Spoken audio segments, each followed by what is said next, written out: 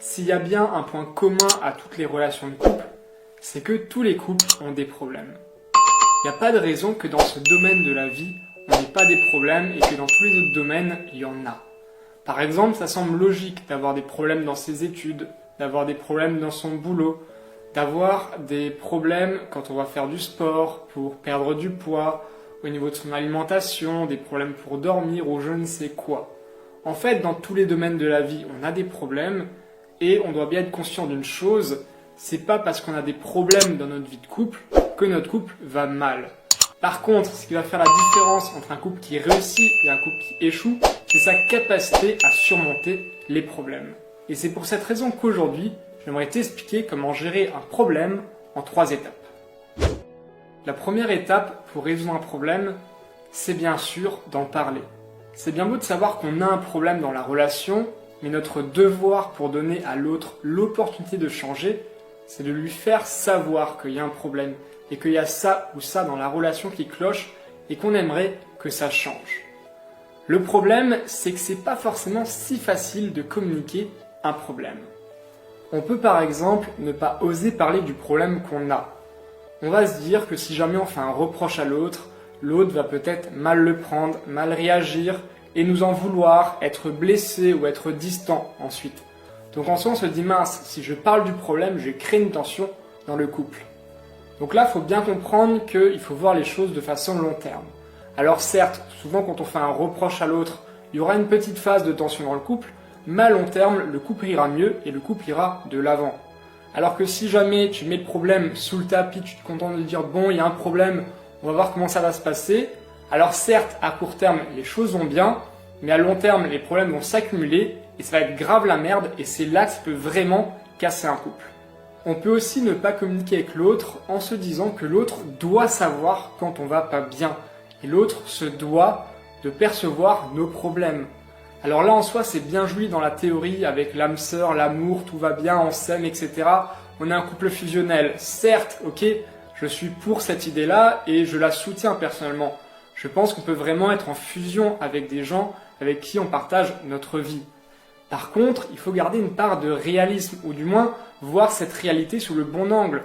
C'est pas parce qu'on s'aime qu'on est un couple fusionnel que forcément on sait tout de l'autre. Ça reste 2 mondes intérieurs qui s'opposent et qui vont s'associer de temps en temps. Mais parfois, il y aura des perceptions des choses qui seront différentes. Et donc, je t'invite fortement, si tu as un problème, à mettre ton ego de côté et à communiquer avec l'autre, parce que ce n'est pas de son devoir de deviner et d'être Dieu.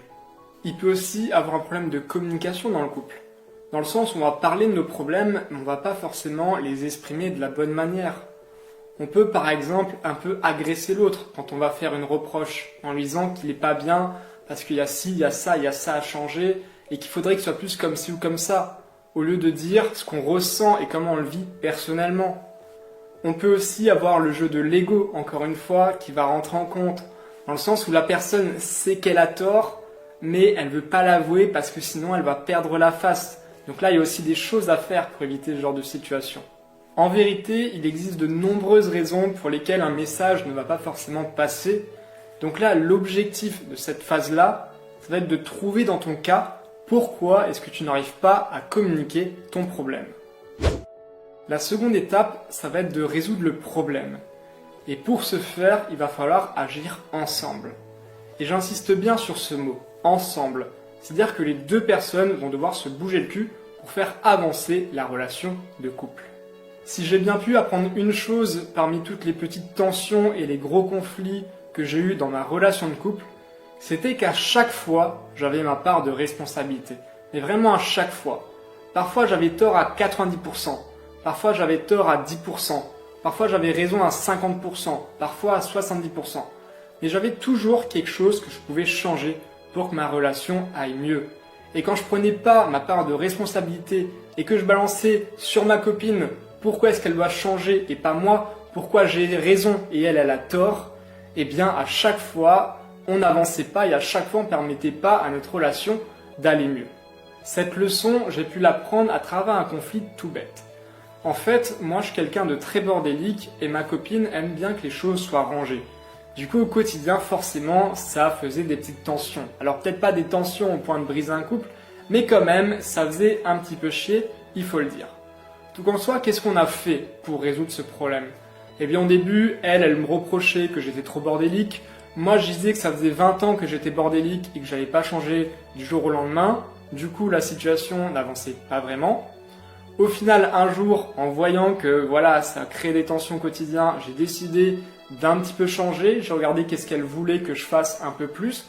Donc j'ai commencé à faire des efforts de mon côté, sans pour autant être la personne la plus maniaque possible, juste quelques efforts.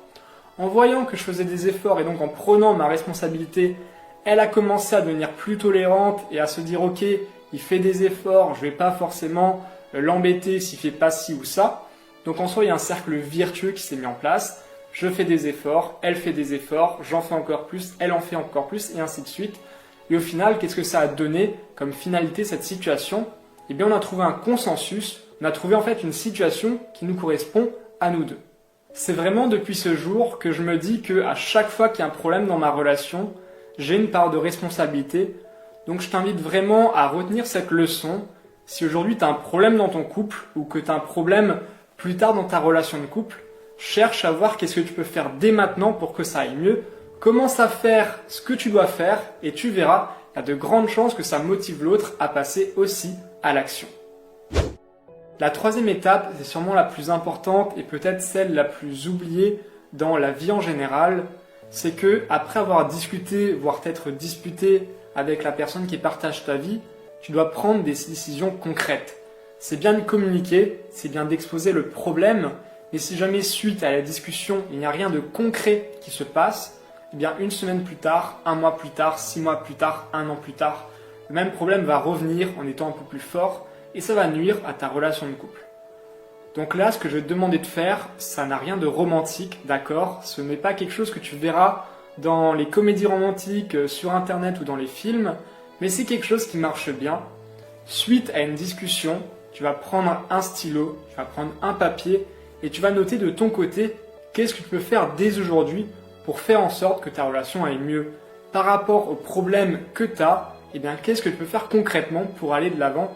Et la personne avec qui tu es va faire exactement la même chose et en mettant en place des actions concrètes, eh bien, vous allez aller de l'avant.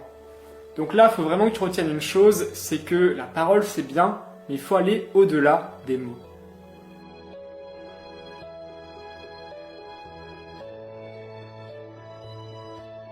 Pour finir cette vidéo, j'aimerais te laisser sur une note positive en t'expliquant ma mentalité vis-à-vis des problèmes. Pour moi, les problèmes, ce sont des défis à relever, à surmonter pour que la relation aille encore mieux. Et ce sont des signes que tu n'exploites pas à 100% le potentiel de ta relation. Donc en soi, il faut les voir avec bienveillance, il faut les accueillir, il faut chercher à voir qu'est-ce qu'on peut faire pour changer les choses et se dire que demain sera meilleur. Voilà, c'est tout pour aujourd'hui. Si jamais cette vidéo t'a plu, eh bien je t'invite fortement à t'abonner à la chaîne parce que je sais que cette vidéo était assez théorique. Je t'ai pas vraiment expliqué comment bien communiquer dans ton couple, comment résoudre des problèmes spécifiques, etc. C'est normal, dans cette vidéo j'ai déployé une méthode globale que je vais utiliser dans chaque vidéo ensuite pour résoudre tes problèmes. Donc vraiment, dis-moi tout ce que tu veux en commentaire, je le prendrai en compte et je le lirai avec bienveillance. En attendant, moi je te laisse ici et je te souhaite tout le bonheur dans ton couple.